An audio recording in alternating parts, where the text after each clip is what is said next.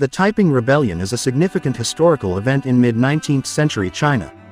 This rebellion was led by Xiuquan, who claimed to be the younger brother of Jesus Christ and established the Great Heavenly Kingdom.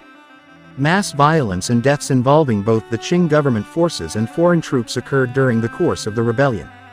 The Taiping Rebellion reflected the complex social, political, and economic conditions in mid-19th century China.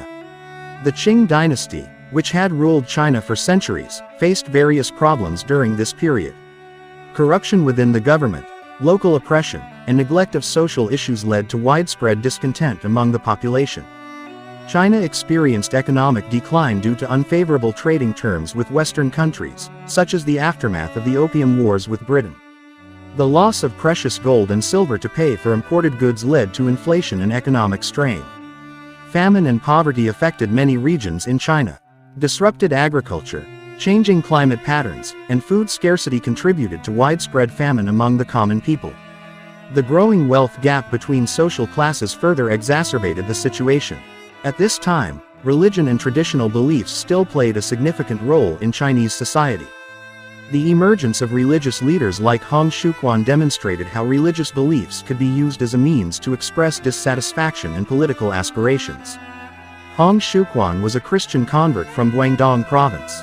He had a religious vision that inspired him to lead a movement combining religious beliefs with political goals.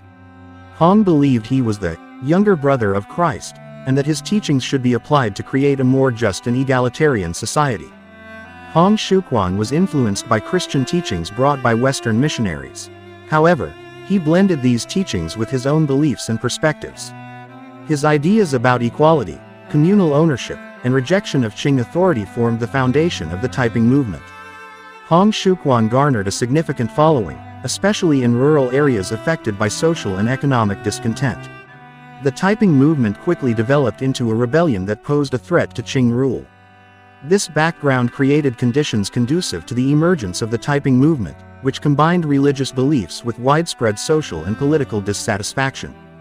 Xiuquan and his followers capitalized on this instability to drive radical change in China and overthrow the Qing government. In 1850, the Taiping movement initiated the rebellion with the goal of overthrowing the Qing government and establishing the Great Heavenly Kingdom, based on their religious teachings and social philosophy. They successfully captured several territories in southern China. The Taiping movement established their capital called Tianjing, or the Heavenly Capital, in the city of Nanjing. This new capital served as the administrative center and seat of power for the movement, serving as a base for further military campaigns. The conflict between the Taiping movement and the Qing government continued for years with fierce battles and a series of military operations. The Qing government felt threatened by the progress of the movement and sought to confront it by any means necessary. The Taiping Rebellion involved brutal actions on both sides, committed by both Taiping forces and Qing government forces. Taiping forces often engaged in mass killings of dissenting civilians or those perceived as enemies.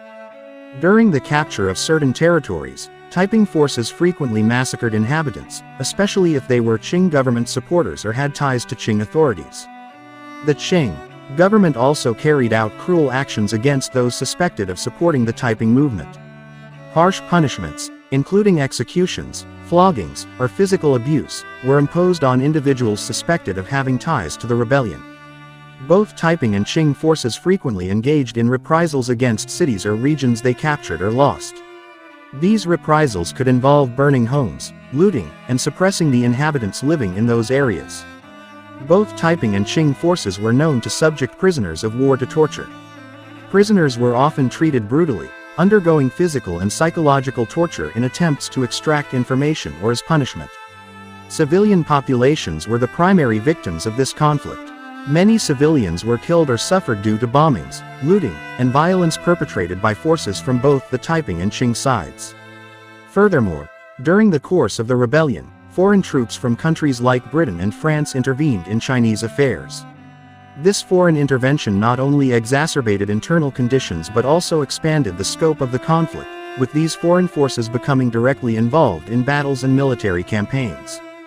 These foreign forces were also known to engage in looting and violence against the local population.